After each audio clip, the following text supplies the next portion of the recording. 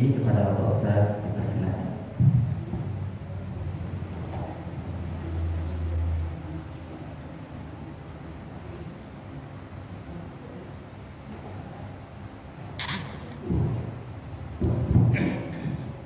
Bismillahirrahmanirrahim. Assalamualaikum warahmatullahi wabarakatuh. Waalaikumsalam. Alhamdulillah, wassalatu wassalamu ala rasulillah. Bapak-bapak dan ibu-ibu jamaah maghrib rahimakumullah. Maghrib ini kajian kita tentang informasi Al-Quran mengenai penyesalan. Jadi sumber rujukannya Al-Quran, bukan pendapat orang per orang. Karena kalau pendapat manusia bisa benar bisa salah. Tapi kalau sudah informasi Al-Quran pasti benar. Al-haqqu min rabbika fala takunanna minal mumtarin. Al-Quran itu adalah kebenaran mutlak, maka jangan kamu termasuk orang-orang yang meragukannya. Bapak Ibu rahmatullah, kita lihat informasi Al-Quran terkait dengan penyesalan itu ada 10 poin dalam Al-Quran, orang-orang yang menyesal dan penyebab mereka menyesal. 1. Allah akan menimbulkan rasa penyesalan di dalam hati orang-orang munafik. Surat Ali Imran ayat 156. Jadi orang munafik itu mungkin kita lihat di muka bumi hidupnya sejahtera, ya, dia kaya raya, tetapi ternyata apa? Di akhirat mereka menyesal itu. Akibat apa? Akibat kemunafikannya. Nah, kalau dalam hadis yang sudah sangat populer itu kan, munafik itu apa? Ayatul munafiq salasa. Ciri-ciri orang munafik itu 3. Mana yang 3? Idza hadatsa kadzaba. Kalau berbicara bohong, dusta. Idza tumina khana. Diberi amanah dia berkhianat terhadap amanah itu. Ya, wa idza wa'ada akhlafa. Kalau dia berjanji, dia ingkari janjinya, bukan dipenuhi janjinya, malah diingkari. Nah, itu di dunia kita lihat mereka hidupnya sejahtera, maju, ya. Nah, ternyata di akhirat mereka merasa menyesal kenapa di dunia dulu mereka jadi orang munafik. Ya. Jadi oleh karenanya berbahagialah kita kalau kita tidak munafik, dipastikan kita tidak akan menyesal di akhirat. Itu 1. Surah apa tadi? Ali Imran ayat 156. Yang kedua, orang kafir, mereka juga akan menyesal di akhirat. Itu surat Al-Anfal ayat 36. Ya, orang kafir. Orang kafir itu siapa? Orang yang tidak mau menerima agama Islam sebagai agamanya. Jadi kafara itu artinya apa? Menutup hati. Jadi kafir, orang yang menutup hati. Dia tutup hatinya dari menerima agama Allah. Tidak mau beragama dengan agama Allah. Baik tidak mau beragama dengan agama Allah itu, misalnya dia beragama dengan suatu agama atau tidak beragama sama sekali. Nah, itu disebut kafir. Ya, jadi tidak menerima agama Allah. Dalam surat Al-Anfal ayat 36 itu ditambahkan oleh Allah Subhanahu wa taala, mereka itu orang kafir itu berupaya menghalang-halangi orang Islam dari jalan Allah. Nah, ya. Jadi orang-orang kafir itu menyesal mereka telah di dunia telah menghalang-halangi jalan orang-orang Islam dari jalan Allah. Jadi kalau dapat, usahlah mendengarkan kajian ke masjid. Kalau dapat, tidak usahlah anak-anak kita dimasukkan sekolah agama, tidak usah masuk TPA dan sebagainya. Nah, dihalang-halanginya. Kalau perlu anak-anak kita cukup disibukkan dengan main game, main TikTok, ya, nonton film di HP-nya. Nah, tidak ada perhatiannya terhadap agama. Jadi menghalang-halangi itu banyak caranya.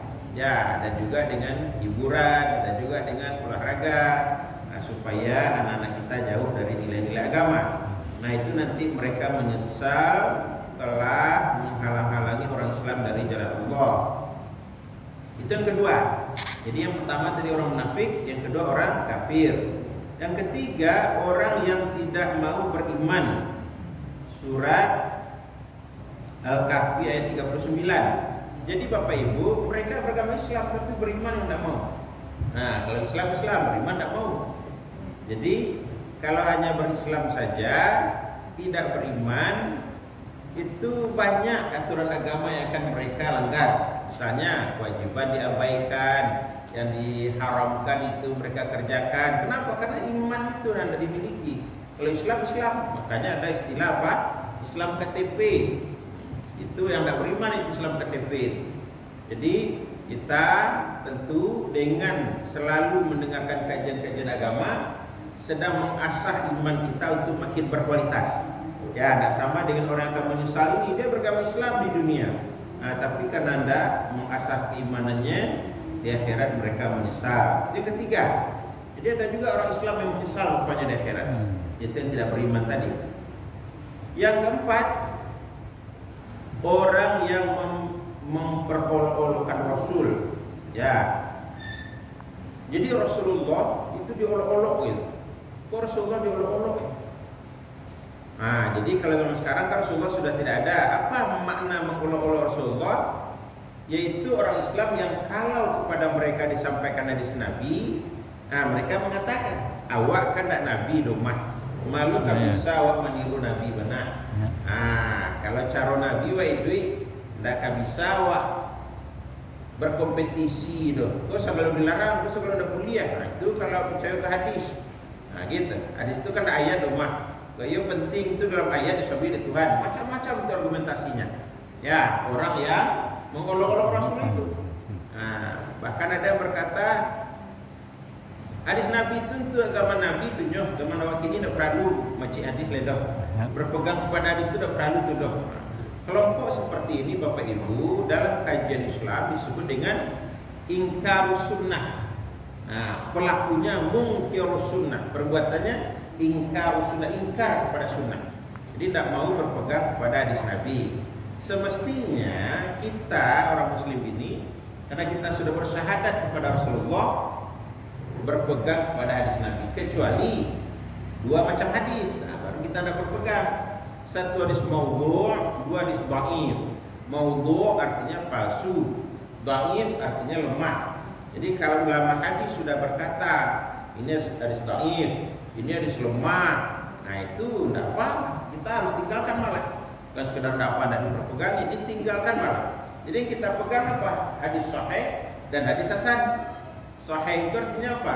Betul hadis Nabi sudah diteliti oleh para ulama hadis. Kalau hasan, hadis yang baik itu kita perpegangi, yang baik itu kita jadikan dalil agama. Nah, itu arti hadis hasan itu. Ya. Nah, Bapak Ibu, jadi hadis itu disampaikan kepada kita oleh Nabi untuk apa? Untuk kita pedomani. Kan dalam hadis Nabi sebut apa? Inni qad taraktu fiikum amrayn ma in tamassaktum bihima lan tadillu abada, kitab Allah wa sunnata rasulih. Saya tinggalkan untuk kalian dua macam pusaka, dua macam warisan, yang manakala kalian mau berpegang teguh kepada keduanya, selamanya kalian tidak akan pernah tersesat lagi. Yaitu keduanya adalah Al-Quran dan Kitabullah dan Sunnah Rasul. Nah, dalam Al-Quran sendiri juga dikatakan oleh Allah bahwa orang yang mau mengikuti Nabi itu mereka akan disayangi oleh Allah, dicintai oleh Allah, diampuni dosanya oleh Allah. Kita buka surah Ali Imran. Qul in kuntum tuhibbunallah fattabi'uni yuhibbukumullah wa yaghfir lakum dzunubakum. Qul, katakanlah Muhammad, in kuntum, jika ada kalian hai umatku, tuhibbunallah, kalian memang cinta kepada Allah, fattabi'uni, kalian ikutilah sunnahku. Nah, ikuti sunnah Nabi. Fattabi'uni, ikutilah sunnahku. Kalau sudah kita ikuti apa? Maka kita akan dicintai Allah dan wa yaghfir lakum dzunubakum, dan Allah ampuni dosa-dosa kalian. Jadi oleh karenanya supaya kita tidak menyesal di akhirat, kita ikuti hadis Nabi, kita berpegang kepada hadis Nabi dalam kehidupan kita sehari-hari. Dan boleh kita berkata seperti tadi. Ya, itu kan hadis cuma ada ayat rumah. Satu, yang kedua apa? Itu kan nabi, wak kan nabi rumah. Nah, masa wak kesepuh nabi benar. Ya, itu orang yang beriman pada hadis itu. Mengolok-olok namanya. Lalu berikutnya apa lagi? Nomor 5 itu orang yang tidak mau percaya kepada Al-Quran. Jadi dia Al-Quran Bapak Ibu untuk dibaca saja, bukan untuk dipahami dan diamalkan. Tak. Sebab kalau diperpegang Al-Quran, tambah langkah. Nah, orang lain mulia wa indah, karena Al-Quran melarang. Ya. Jadi kalau orang lain mulia wa indah, Pak, kalah wa dalam bersaing, kalah wa dalam berkompetisi. Dia orang halal sisa dan juga ndak, kau nak mulia. Karena Al-Quran melarang. Jadi kalah wa berkompetisi. Jadi supaya kalah Pak, jangan Bapak cik lokal Quran lain. Begitu. Nah, itu adalah orang yang akan menyesal di di akhirat. Nomor 6 orang yang mau mengikuti setan. Itu Al-Baqarah 167. Al-Baqarah 167. Mau mengikuti setan itu antara lain datang ke paranormal, datang ke dukun. Untuk karena datang minta penglaris lah, minta pemanis lah, minta pagar diri lah, minta supaya berimbawa lah, minta supaya tapi dia jadi anggota dewan lah. Banyak yang motivasi datang ke dukun atau ke paranormal. Nah, mereka kerjasama dengan jin. Siapa? Paranormal itu. Nah, itu Allah sebut dalam surah Al-Jin ayat 6. Al-Jin ayat 6. Wa annahu kana rijalun minal insi yahudzuuna birijalin minal jinni fazaduhum rahaqa. Bahwa ada segolongan laki-laki dari kalangan manusia, mereka minta tolong, mereka minta perlindungan kepada segolongan jin, maka bertambah dosa mereka sekaligus. Rahaqa, bertumpuk-tumpuk, tidak satu tambah dosa, sekaligus bertumpuk-tumpuk. Contohnya pawang hujan itu kerjasama dengan jin tuh. Ikan larangan kerjasama dengan jin itu. Atau anak wa patah kaki, wapaikan dukun sudah tu nyuri ayam, anak wa di rumah pakai kesakian dan nyurinya ayam. Itu kerjasama dengan jin itu. Ya, jadi tidak sekedar cegah, tidak sekedar sehat dari sakit. Saya target cara yang ditempuh, cara yang dilarang agama apa tidak gitu. Ya. Nah, jadi hati-hati kita itu. Ya, jangan ikuti jin, setan. Ya, jadi tinggalkanlah itu. Karena nanti menyesal di akhirat. Al-Baqarah 167. Berikutnya dalam surat 35, surat Fatir ayat 8. Ya, ayat 8. Para pengikut setan itu setelah mereka melihat azab Allah di dunia langsung menyesal. Dah tunggu di akhirat, di dunia sudah menyesal. Kondak satu pekan dukun sarikwa mungkin dah takah kuah. Dan di azab Allah wakodo. Gitu ya. Jadi Bapak Ibu, hendaklah kita betul-betul waspada terhadap setan ini karena Al-Quran mengatakan apa? La tattabi'u khutuwatis syaitan. Kenapa? Innahu lakum aduwwum mubin. Jangan ikuti langkah-langkah setan itu sebab setan itu adalah musuh yang nyata bagimu. Fattakhidhuhu aduwwa. Hendaklah kamu betul-betul jadikan setan itu sebagai musuh. Jadi bukan kita ikuti, bukan kita minta pertolongannya, minta perlindungan kepadanya seperti pagar diri tadi, enggak. Justru kita menjadikannya benar-benar musuh supaya tidak menyesal nanti. Yang kedelapan, orang yang lalai dalam beramal lalu mengolok-olokkan ajaran agama. Ya, nah ini nanti juga akan menyesal. Nyesal orang rajin ke musajid. Ya, orang rajin musajid itu nyolok untuk mati bisu benar. Mudo berulah rajin lo ke musajid. Satu itu. Yang kedua, kalau kita misalnya lewat di hadapan rumahnya, dia sedang di halaman misalnya, lalu kita tegur, "Pak, dah ke maghrib mah, ke musajid banyak." Nah, dicoba ajaran agama. Kok satu lombok masjid pada ambil serugo deh nyok. Ya, sementara boleh dikira taraga sama jo para artis. Serugo tu payah cari artis kau di neraka. Banyak. Rasul ke banyak artis kau. Ada yang jadi seperti itu Pak Ibu. Entah, pokoknya mengolok-olok lah gitu. Yang tak dari hatinya tanda pokoknya lidahnya mengolok-olok. Nah itu akan menyesal di akhirat surat 39 ayat 56. Yang kesembilan, orang yang lalai dari membekali dirinya untuk menyiapkan bekal dibawa ke akhirat. Surat Al-An'am ayat 31. Ya, jadi lalai. Besok lalai awak. Mudah kau dikacak na dunia dulu. Kayak besok musajid esok teori lagi. Nah itu seolah dia yakin bahwa dia wafat setelah tua, atau dia yakin setelah tua dia akan diberi hidayah oleh Allah untuk mau saja ke masjid. Ya ternyata banyak orang Bapak Ibu, dia waktu muda, waktu masih aktif tidak mau ke masjid. Lalu setelah tua itu diwaswaskan oleh setan. Satu lah musajid dicemehnya orang ke masjid kok. Labon tangan badan baru mencogok musadi. Aku itu kecilnya kawan gua diwaswaskan oleh setan itu. Alladzi yuwaswisu fi sudurin nas, yang selalu mewaswaskan dalam dada manusia. Nah, akhirnya tidak juga dia ke masjid. Nah, itu akibat dari apa? Lalai muda. Jadi itulah sebabnya apa? Nabi menjanjikan wasyabun qalbuhu mu'allaqun bil masjid. Anak muda yang hatinya digantungkan di masjid itu dapat naungan di akhirat. Yauma la zilla illa zilluhu. Pada hari akhirat itu tidak ada naungan selain naungan Allah itu. Nah, salah satu dari 7 kelompok yang dinaungi Allah dengan awan itu apa? Generasi muda yang menggantungkan hatinya di masjid. Bukan di bioskop, bukan di depan HP, bukan di depan TV, ya, bukan di kafe-kafe, tapi di masjid. Apa makna digantungkan hati di masjid? Tempat paling dia suka itu dikunjungi itu masjid. Bahkan dia rindu untuk segera masuk waktu supaya dia bisa segera ke masjid.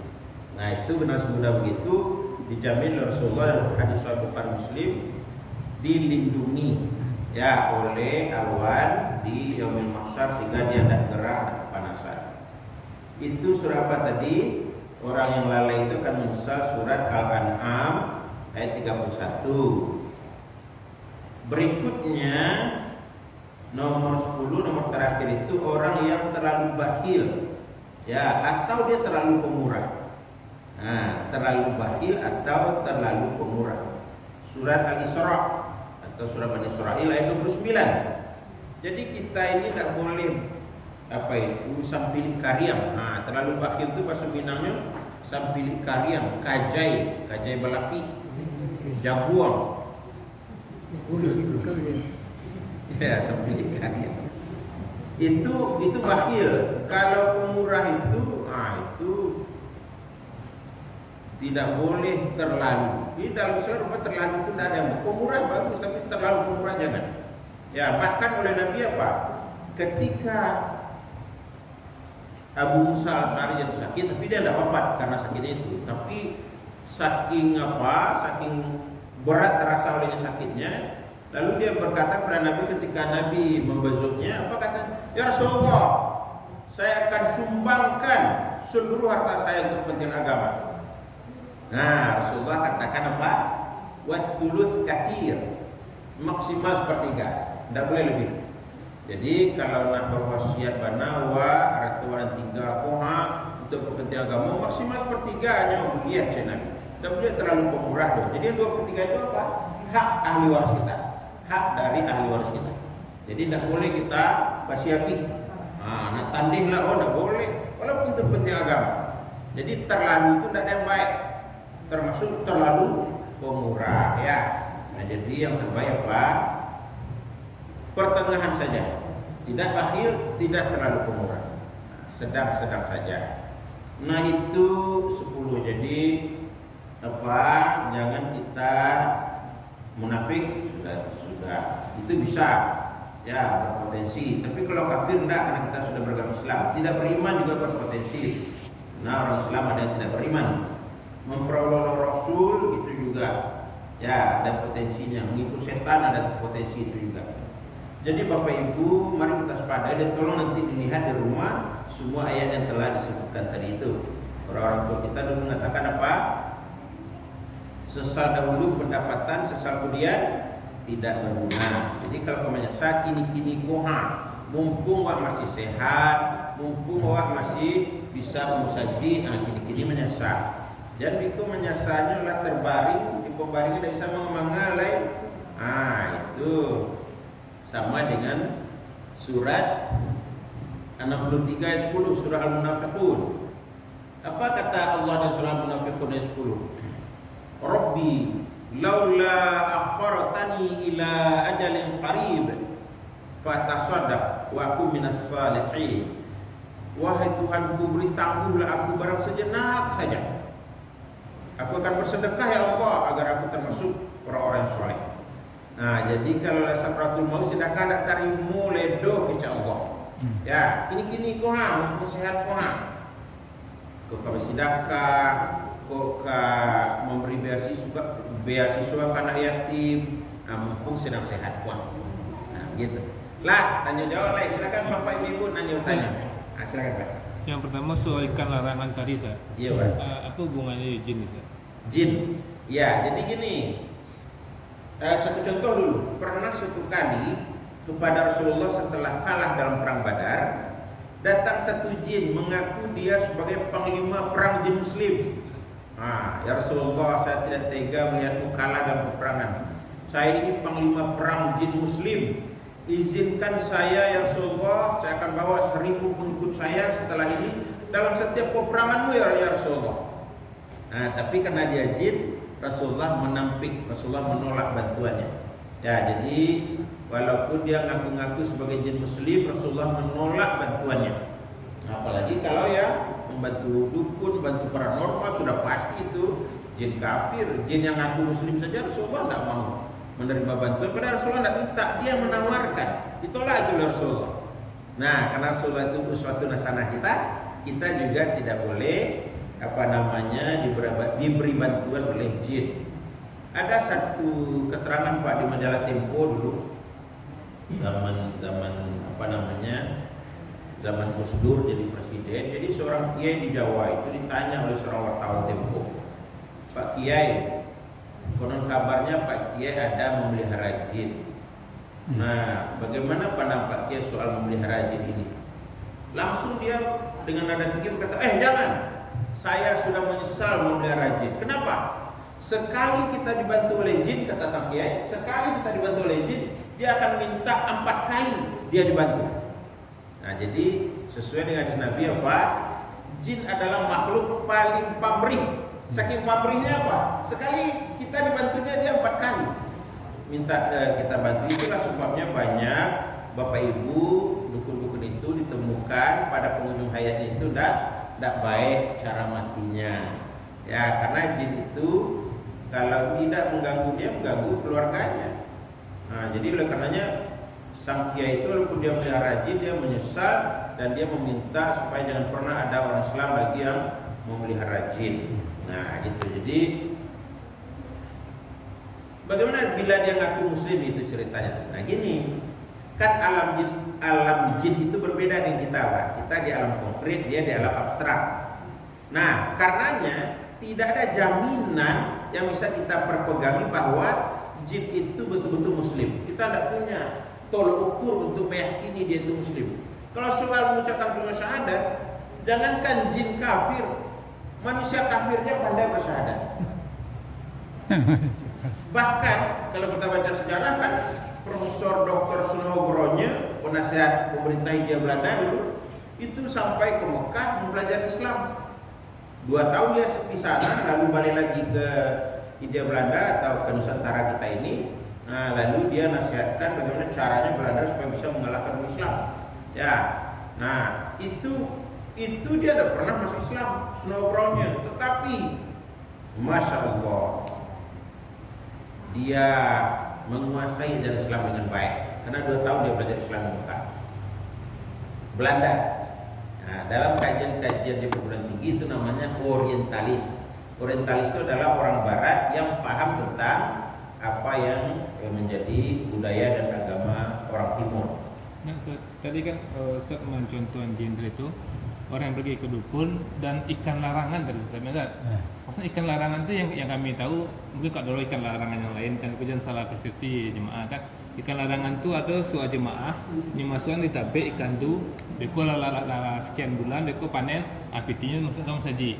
Apa maksudnya dilarang Ustaz? Nah, gini Pak, itu ikan larangan namanya. Ikan larangan itu gini Pak prakteknya. Ya. Jadi oleh katakanlah di desa itu, oleh kepala desa didatangi dukun Pak. Oh gitu. Pak dukun, kami niup punya income untuk desa. Salah satu di antara income yang mungkin kami dapat Pak dukun, itu kami punya anak sungai, punya kali. Jadi di sini banyak ikan. Tolong Pak dukun jadikan itu ikan larangan.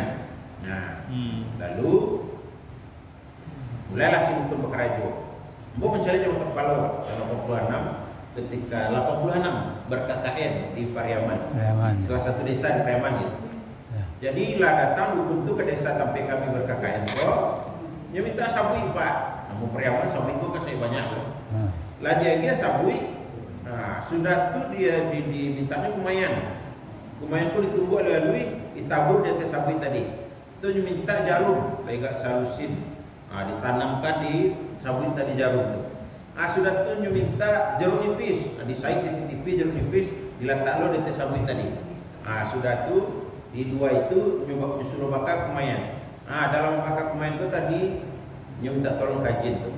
Dia tutup matanya, dia bacakan jampi-jampi kalau bahasa Priamannya cepat-cepat bagus namanya. Bahasa Priamannya itu. Ya. Jadilah dibaca itu Pak, barulah baik ke pinggiran tadi, pinggir batang air tadi, tu bahayanya sampai itu Pak. Sampai mulai meletak sampai itu batanduan Pak. Batanduan dia pancang. Biko berjalan sampai itu bayi riangan tu. Kok setengah kilo lah, kok barang berjalan sampai itu tadi. Baik itu tersakit betul-betul tak bisa berjalan lain. Itulah perhentian terakhir buat batancak lo apa namanya Pak? Kayu lah kok ala gitu. Jadi mulai dari tampik mulai melapis sabui sampai ke tampik sabui tersakit, itu kan larangan nama itu Pak. Oh gitu. Kalau diambil sakit, diambil biar tua makan biar tua jual, nama ambil tuan sakitnya. Kenapa? Jin tadi yang manuannya membuatnya jadi sakit gitu. Kalau lanjut baca tadi cepat-cepat barunya. Itu aja masih kan larangan. Jadi bukan kolam masjid atau apa bukan Pak, tidak ada masalah. Jadi kerjasama dengan jin itu kalau yang berbentuk tadi itu ikan larangan tuh. Jadi biko lah sekian lama orang-orang ikan tuh baru dipanggil dukun tu Pak. Dia cabui jampi-jampi tadi balik dulu baru dah sakit lewat menikmati ikan tadi. Masyaallah. Baru tahu cerita itu Ustaz. Bapak. Baru tahu ceritanya begitu gini. Awak pun tahu dek berkakak di situ dek mencari sendiri secara langsung gitu. Yang berani orang mangki, itu kan sirik banget tuh. Silakan Pak. Tapi tak ada kerjasama musik. Itu dekat itu kan.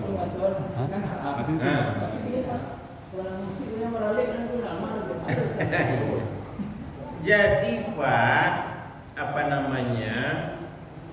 Pernah mancing. Bamusiko yang dilarang dan Nabi karena melalaikan dari sholat, melalaikan dari zikrullah. Itu yang tak boleh. Lalu kemudian ada fatwa ulama Mesir Pak. Jadi kalau Jawa Umi, kalau di Mesir apa namanya? Mufti. Bukan lajnah daimah. Kalau lajnah daimah ini di ini apa namanya? Jadi ulama Mesir itu mengeluarkan fatwa 5 hal terlarang terkait dengan musik. Itu 1, tidak boleh musik itu menimbulkan kerugian bagi orang lain. Contoh, awak besok keberalek sampai jam 1 malam, bawa musik jadi sampai orang main domino, bawa musik, itu kan mengganggu tetangga. Itu tidak boleh itu musik. Termasuk hendak beralih mana lah anak bujawan itu karek-karek umpama di rumah kan, atau juga ada semacam alat musik, itu juga latihan musik sekali seminggu. anu tetangga, itu tidak boleh. Jadi tidak boleh merugikan orang lain. Yang kedua, bermusik itu tidak boleh bila ada penyanyi perempuan penonton laki-laki. Itu tidak boleh. Itu tidak boleh tuh Pak. Penyanyi perempuan penonton laki-laki tidak boleh. Nah, apalagi kalau penyanyi itu kemudian beraju, walaupun lagu kasidah tidak boleh. Nah, penyanyinya padusi, yang nonton laki-laki. Nah, itu. Jadi ibu-ibu, bu, nyampang kopi barale ibu-ibu, sudah tuh biko oleh orang yang memusik, meminta ibu menyumbangkan suara. Ada satu lupa ileng. Oh satu, Pentas tuh. oh, satu tangan naik kate besar. Apalagi itu baju geria itu mah. Hah? Dalam artian itu barale kan lazim. Nah itu tadi yang laki-laki saja tidak boleh padusi. Karena kan tamu yang datang barale itu adalah laki-laki. Nah jadi penyanyinya laki-laki. Satu itu. Laborator itu ah. Yang ketiga, tidak boleh isi syairnya itu yang tidak direstui oleh agama. Ah, tidak direstui oleh agama kok banyak lagu kok Pak. Contohnya apa? Kok contoh mana? Kan itu mah ikan orang motor remaja siswa tidak ngalah semua.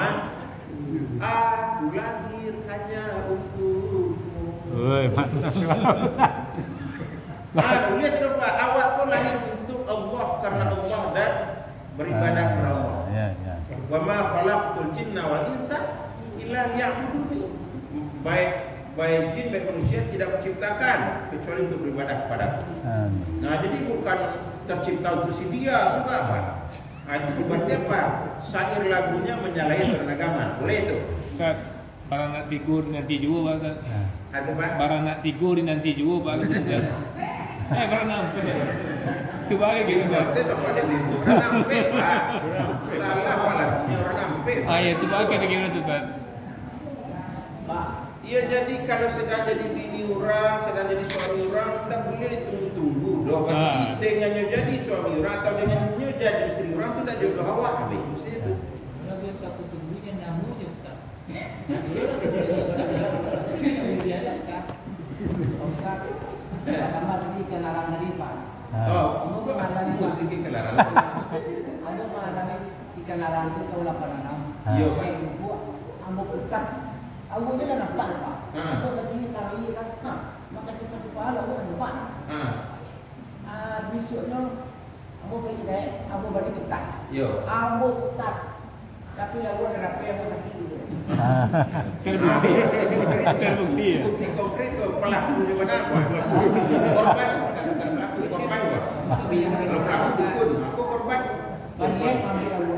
Banyak saya baru. Aku banyak. Nah, sakit ada banyak. Aku bisa bilang mana? Kata ini memang. Ya. Aku balik kertas. Aku duduk di gaya kertas. Dua kesalahan penting kayak apa biasa. Tapi yang aku bilang contoh rambutnya lah taubat Ustaz. Enggak ada bukan racun. Penyikan. Ikan itu dipancing, yang lain tak buat dan dijaga. Namun dia diracun ikan loh Pak. Ini ikan bukannya makan di orang itu menular lo racunnya ke orang. Tapi ikan larang itu Ustaz yang musik tadi Ustaz. Bapak? ikan larang itu kan disumbang tuh saja. Ada yang model itu, ada yang enggak gitu. Ya, jadi gini, kalau lanjut cabui pikoan anunya, kau jampi-jampinya itu kan tak boleh akibat negatifnya itu lah kemudian. Ustaz yang musik tadi Ustaz. Kalau ikan larang itu nak pakai dukun kan? Tak boleh Pak, pakai dukun itu tak boleh. Enggak, bukan nak pakai dukun dah. Kalau Oh, dia ya, pakai dukun. betul tadi boleh Pak. Banyak yang model. Zaman. Ya artinya Zaman. yang pakai dukun yang tak boleh ya. Sampai rambut yang Ah iya. Ustaz terpotong yang tadi Sudah Ustaz. jadinya. Ah iya, orang-orang kan. Jadi yang penting bahwa tidak boleh menggunakan jasa dukun. Kenapa? Karena dukun itu bersama dengan jin. Sementara Allah tadi melalui surah Al-Jin ayat yang ke-6 melarang menggunakan jasa jin sebab sekali kita gunakan langsung dosanya bertumpuk-tumpuk. Nah, itu Pak. Jadi bela untuk usaha jin itu agailah. Nah, berdukun pun tidak boleh. Masa untuk masjid kita berbuat syirik pula dulu menduakan Allah dengan jin? Tidak boleh. Dia dijadikan musuh yang nyata. Bukan malah diikuti jin itu. Nah, gitulah Pak. Yang musik tadi Ustaz baru tiga Ustaz nak compare tu. Yang musik tadi kan pertama dan produksi. Iya, jadi musik satu tadi apa? Tidak boleh merugikan orang lain. Jangan musik-musik julai tengah malam gitu. Yang kedua, tidak boleh produksi penyanyinya. Dan ketiga, tidak boleh isi syairnya bertentangan dengan salah satu aturan agama atau etika masyarakat. Yang keempat, tidak boleh bermusik di waktu solat. Azan orangnya bermusiknya tidak boleh dong, haram.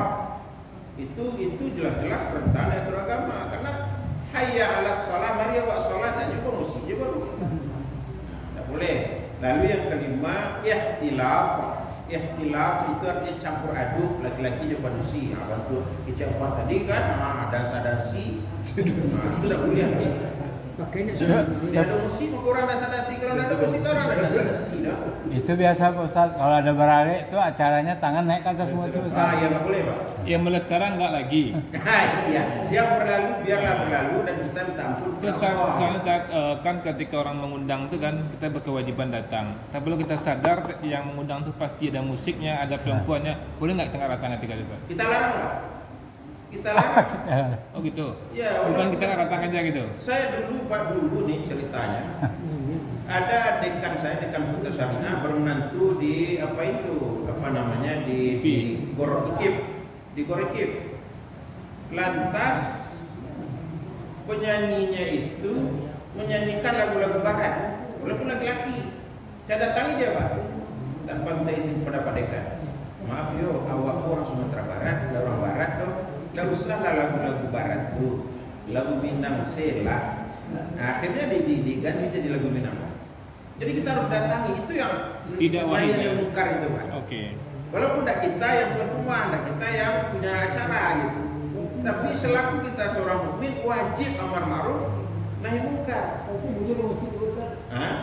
Berarti boleh musik bukan? Iya, selama nalimu tadi wa hindari. Ada satu kasus Pak, zaman Nabi.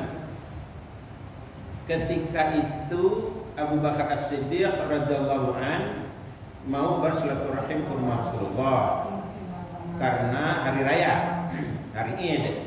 Lalu kemudian di halaman rumah Rasulullah ada dua orang remaja putri atau kanak-kanak putri. Mereka bernyanyi-nyanyi, berjingkrak-jingkrak.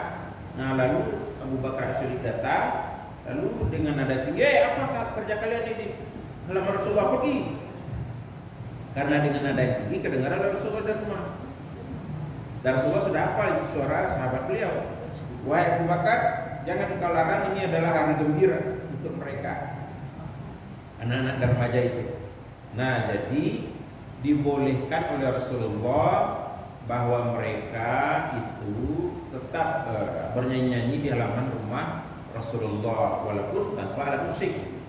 Ya, jadi tidak lantas kita haramkan sesuatu yang Nabi tidak haramkan. Tapi kalau ada yang hati-hati misalnya tidak dengan musik kena wajib, Ustaz. Tapi dudukan hukumnya dulu. Kalau misalnya untuk hati-hati tidak didengar pun tidak wajib. Salahnya status hukumnya boleh, yang boleh kok kan tidak wajib. Wajib bermusik kan tidak betul. Cuman mubah itu boleh, dilakukan boleh, tidak boleh gitu. Sama jo cile Pak, menaruh foto di dinding rumah kita, maka boleh mengharamkan tuh. Mana mungkin mengharamkan Rasulullah terhadap sesuatu yang tidak ada pada masa beliau. Ya. Foto itu at-taswir bahasa Arab itu. Kamera itu alatut taswir, kamera. Nah, kamera itu belum ada zaman Nabi.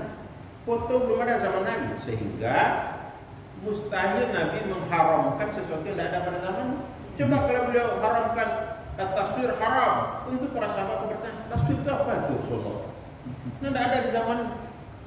Ya, jadi mustahil Nabi mengharamkan sesuatu yang tidak ada pada zaman beliau. Sama sejo belanja secara online misalnya, kan tidak ada zaman Nabi itu. Tidak mungkin Nabi mengharamkan itu. Sepanjang tentu pedagangnya jujur, dan lainnya diiklankan, lainnya dikirim. Itu tidak jujur namanya. Sepanjang jujur. Tidak ada masalah gitu juga Pak.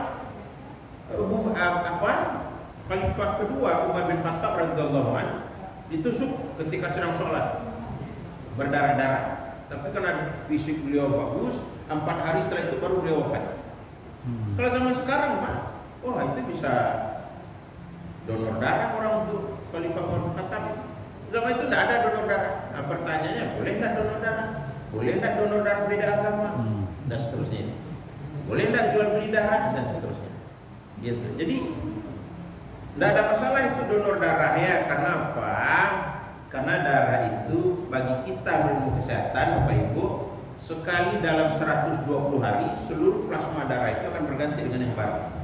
Jadi daripada dia hancur saja plasma darah, mending disumbangkan ke PMI, Palang Merah Indonesia. Sekali 3 bulan kita donor darah gitu. Ya. Karena dia akan hancur juga itu.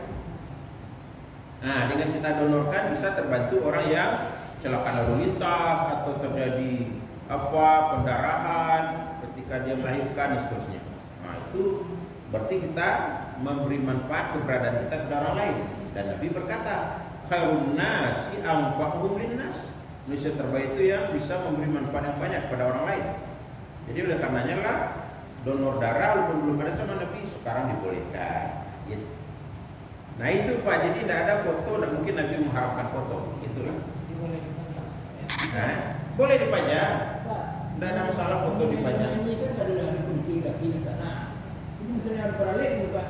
Tidak boleh Pak, kan sudah dikatakan tadi, tidak boleh perempuan bernyanyi di hadapan laki-laki.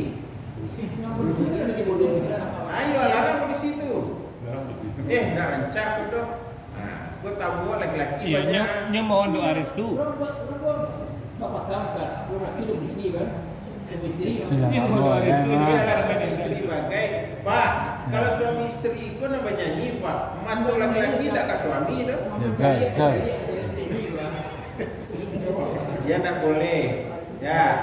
Kalau ada perempuan bernyanyi, nah boleh rancak bare Pak.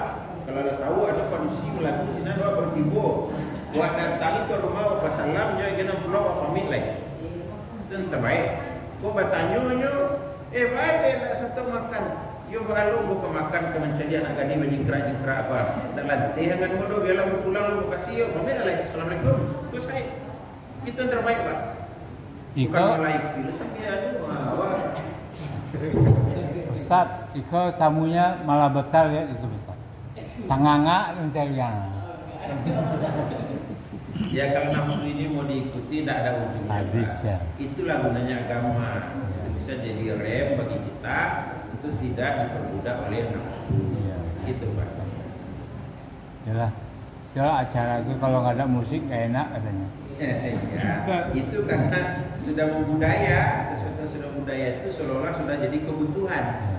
Seolah-olah. Tadi kan ada Ustaz yang pemuda yang artinya terpaut kan. Ya. Ada enggak kira-kira batas pemuda? Tadi kami tahu kan. Alias payat kami kata itu. Ada ukuran dalam Islam enggak? Umumnya pemuda itu. Jadi pemuda itu disebut Nabi karena apa? Karena pemuda itu banyak sekali godaannya Pak untuk tidak ke masjid. Apalagi zaman sekarang dengan adanya HP, dengan banyaknya kafe-kafe di mana-mana. Makin membuat mereka jadi malas ke masjid. Umur 40, 45 masih pemuda kan? Masih Pak. Sudah. Kalau 50 ke atas enggak lagi? Separuh bayar. Separuh bayar. Masya Allah. Saya curiga sama Pak Haji Pak. Masih pemuda. Saya sudah agak lansia. Ya. Karena sudah 63. Masya Allah. Lansia. Kata orang lansia itu mulai usia 60, keperluan 6. Saya sudah 3 tahun lalu keperluan 6. Mau 64 lagi. Amin. Jadi sudah masuk usia itu, tapi kalau 50 masih separuh bayar. Tanya satu silakan Bu.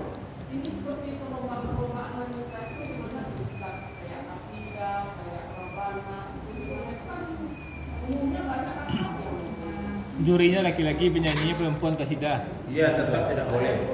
Alasan apapun ya. Iya, jadi walaupun dia kasidahan lagunya lagu agama, tetapi tetap tidak boleh perempuan tampil bernyanyi di hadapan laki-laki. Itu ulama se-Mesir banget suatu negara Islam luar biasa yang perguruan tinggi agama tertua ada di negara mereka, Al-Azhar University Cairo.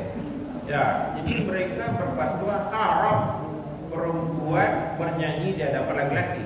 Tapi kalau seluruh tamu cuma perempuan saja silakan. Termasuk apa Bu? Senam. Ya. Kalau ada senam itu campur baur, jangan ikut. Bersenam tu ada Pak kursi lagi. Ya itu dah boleh Jangan campur baur. ikut. Padu sise dia ada di dalam ruangan, padu sise sadonyo dalam ruang tunyo. Tak boleh ada kilat hidup. Kalau di pentas sebanyak membawa acara mah, awak mesti rekam. Ya tak boleh. Boleh tu. Lah tobat dah tobat. Di gor misalnya kan, di gor boleh. Makanya kita ketat tu Pak. Yang ketat tu. Ketat tetap tak boleh. Tidak boleh. Iya. Pakai telakung pun tak boleh dah. Saya kalau tak tahu tinggal tobat saya yang ketiga ya lain. Gaya-gaya banyak tu kira. Dan lagi gue capek lah sadar sama lu tiba mereka maui. Ya boleh kalau sesama lelaki atau sesama perempuan.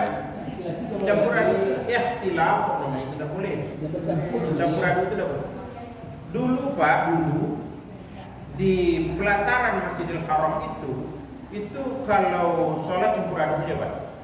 Nah sekarang karena banyak protes dari berbagai negara Islam, nah itu oleh pemerintah Saudi sudah dibuat tempat sholat perempuan di pelataran itu, tidak boleh campur aduk lagi. Nah, begitu juga di Mas'ad tempat kita bersani itu diupayakan tidak campur aduk lagi. Jadi kan kalau kita lagi tawaf kan begitu azan kita kan berhenti di tempat duduk, di tempat kita sedang ada. Nah, duduk di situ. Nah sekarang dah perempuan itu boleh askar disuruh ke belakang karena ada tempatnya sudah disediakan di belakang.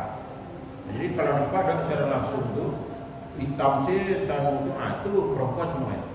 Gitu. Jadi tidak boleh bayang untuk sholat saja tidak boleh campur, apalagi untuk duniawi. Ya. Lebih tidak boleh lah. Iya boleh. Itu perempuan ini tidak boleh foto-foto sama ustaz ini Ya sebaiknya janganlah foto dengan ustaz, foto dengan Pak Prabowo. Tidak usah lah, ngapain berfoto itu untuk apa coba? Tapi kalau untuk SIM, untuk paspor, untuk KTP itu aja kita berfoto. Tapi foto bersama dengan yang bukan mahram dihindari. Apa perlunya itu foto dengan UAS atau dengan siapa? Apa perlunya? Tidak ada perlunya. Bangga Ustaz.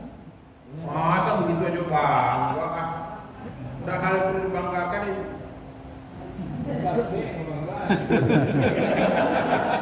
Kan luar fatwa, sesat dah. Kalau ustaz yang tadi punya sesat dah. Ya bangga yang keliru itu. Kanya cok ke Pak Jenah. Ini besok apos lagi nih, apos nih. Ya berdamping sama Ustaz terkenal, bangga dia betul. Dia foto kadang-kadang Ustaz rumah.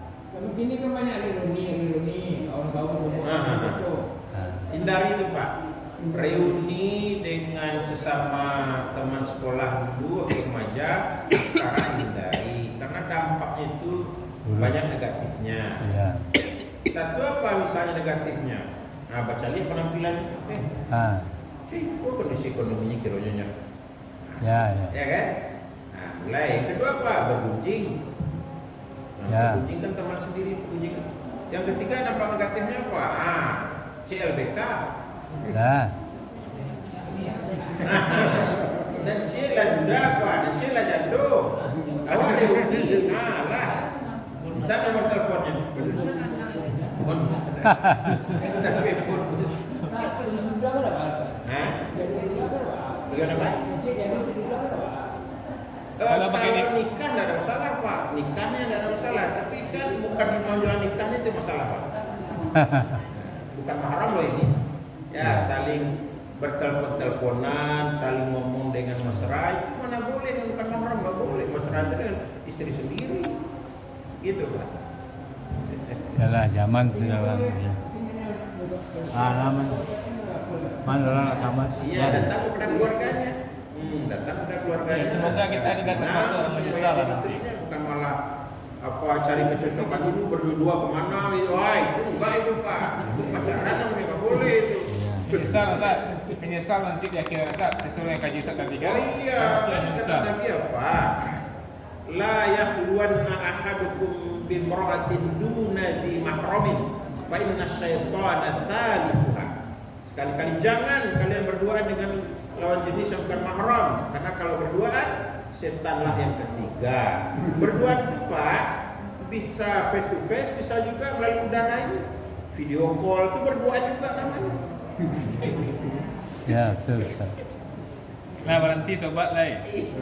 Namanya sah tidak kira. Pandai-pandai mengajinya. Astagfirullah. Dah boleh Pak. Merokok itu banyak sekali Pak. Satu apa merokok? Kufur nikmat. Allah beri kita uang bukan dibakar. Yang kedua, kufur kepada ayat. Apa kata ayat? Laqad khalaqnal insana fi ahsani taqwim. Bagi orang merokok apa kata? Ya Allah, sia-sia saja menciptakan saya dalam struktur fisik terbaik. Setiap hari akan saya rusak paru-paru dan jantung saya melalui asap rokok yang saya hirup ini. Kan kufur kepada ayat ini. Yang ketiga apa? Merugikan orang lain jadi perokok pasif.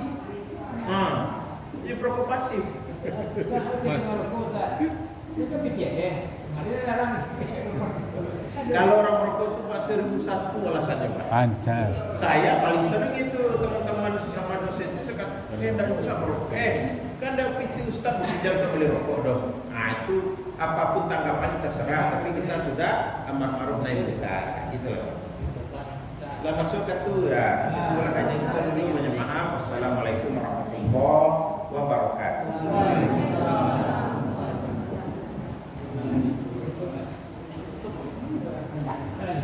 Dulu besok kan?